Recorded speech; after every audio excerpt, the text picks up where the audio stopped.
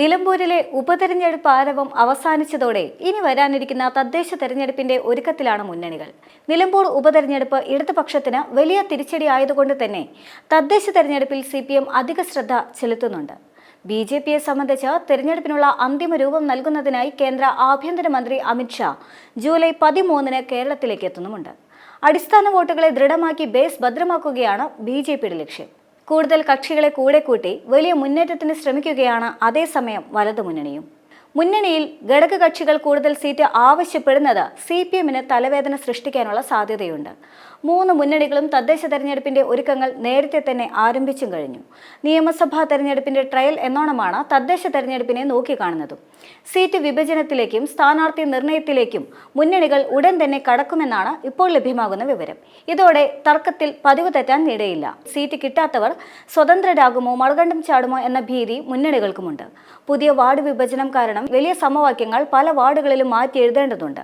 ഇപ്പോൾ തന്നെ സീറ്റുകൾ സംബന്ധിച്ച് പ്രാദേശിക നേതാക്കൾ അവകാശവാദങ്ങൾ ഉന്നയിച്ചു കഴിഞ്ഞു. പുറമെ ഐക്യവും സമവായവും പറയുന്നുണ്ട് എങ്കിലും മുന്നണികളുടെ ഉള്ളിൽ ആ ഐക്യമില്ല. പുനഃക്രമീകരണത്തിന്റെ ഭാഗമായി പഞ്ചായത്തുകളുടെയും നഗരസഭകളുടെയും വാർഡിൽ വർധനയുണ്ടായതും സീറ്റിനായുള്ള കടിപിടിയുടെ ആക്കം കൂട്ടും. കൂടുതൽ സീറ്റുകൾ മത്സരിക്കാനെങ്കിലും അധികം വരുന്ന സീറ്റ് ആർക്കെന്നതിനെ ചൊല്ലിയും ഇപ്പോൾ തന്നെ പല പഞ്ചായത്തുകളിലും തർക്കങ്ങൾ ഉടലെടുത്തു കഴിഞ്ഞു. UDFൽ കോൺഗ്രസും മുന്നണി വിടുന്നതിന് മുൻപ് വരെ കേരള കോൺഗ്രസ് എമ്മും തമ്മിൽ സീറ്റ് വിഭജന ചർച്ചകളിൽ തർക്കമുണ്ടാകുന്നതും പലയിടങ്ങളിലും വിമതരെ നിർത്തുന്നതും പതിവായിരുന്നു. കഴിഞ്ഞ തെരഞ്ഞെടുപ്പിന് മുൻപ് മാണി വിഭാഗം മുന്നണി വിട്ടു. മുന്നണിയിൽ അവശേഷിച്ച കേരള കോൺഗ്രസ് ജോസഫ് വിഭാഗവുമായി സീറ്റിന്റെ പേരിൽ കാര്യമായ തർക്കവും ഉണ്ടായില്ല.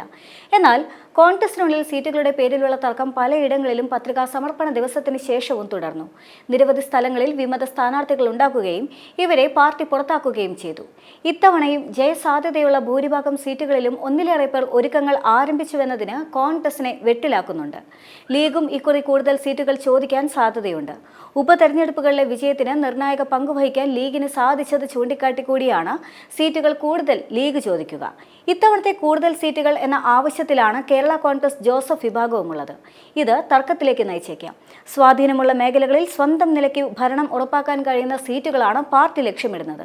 കഴിഞ്ഞ തവണ മുന്നണിക്കുണ്ടായ തകർച്ച ഒഴിവാക്കാൻ മാണി വിഭാഗത്തെ തിരികെ കൊണ്ടുവരാനുള്ള ശ്രമങ്ങൾ വേണമെന്ന് ഒരു വിഭാഗം കോൺഗ്രസ് നേതാക്കൾ വാദിക്കുന്നുമുണ്ട്. കഴിഞ്ഞ തവണ തദ്ദേശ തെരഞ്ഞെടുപ്പ് പ്രഖ്യാപിച്ചതിന് പിന്നാലെ LDFൽ ഉടലെടുത്ത CPI കേരള കോൺഗ്രസ് എം വലിയേട്ടൻ തർക്കമെല്ലാം തന്നെ ഇത്തവണയും പൊന്തി വരാനുള്ള സാധ്യത ഏറെ തന്നെയാണ്. മാണി വിഭാഗത്തിനായി UDF കരുക്കൾ നീക്കാനുള്ള സാധ്യത നിലനിൽക്കുന്നതിനാൽ ഇവരെ പിണക്കാനായി CPM ശ്രമിക്കില്ല. കഴിഞ്ഞ തവണ ജില്ലയിൽ മുന്നണിക്ക് നേട്ടം കൊയ്യാൻ ഇടയാക്കിയത് തങ്ങളുടെ സ്വാധീനം മൂലമാണെന്ന് ചൂണ്ടിക്കാട്ടി കൂടുതൽ സീറ്റുകൾ ആവശ്യപ്പെടാനാണ് മാണി വിഭാഗത്തിന്റെ നീക്കം. കേരള കോൺഗ്രസിന്റെ വരവോടെ മുന്നണിയിൽ തങ്ങൾക്കുണ്ടായിരുന്ന പ്രസക്തി കുറയുന്നുവെന്ന് ഭയക്കുന്ന CPI ആകട്ടെ ഈ നീക്കത്തെ എതിർക്കുമെന്ന് ഉറപ്പുമാണ്.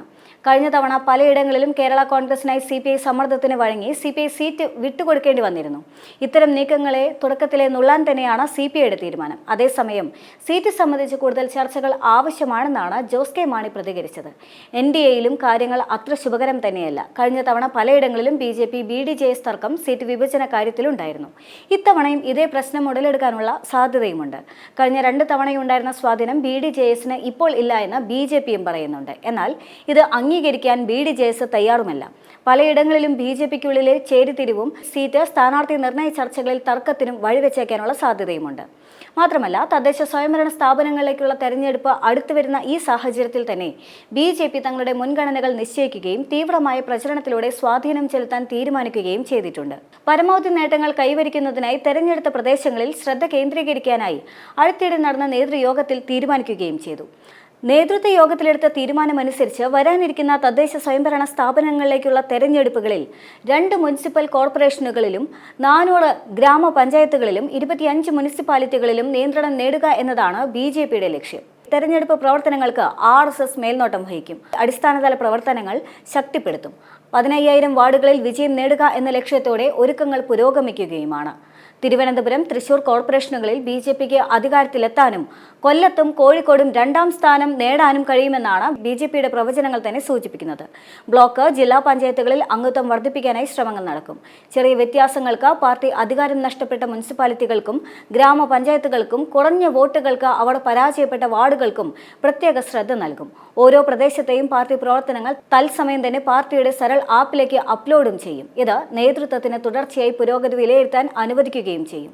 മുൻ തെരഞ്ഞെടുപ്പുകളെ അപേക്ഷിച്ചുകൊണ്ട് ഇത്തവണത്തെ പാർട്ടി നേതാക്കൾ വോട്ടർ പട്ടികയിൽ പേര് ചേർക്കുന്നതിന് കൂടുതൽ മുൻഗണനയും നൽകുന്നുണ്ട്. ഗ്രാമപഞ്ചായത്തുകളുടെ ചുമതല ജനറൽ സെക്രട്ടറിയായ MT രമേശിനായിരിക്കും.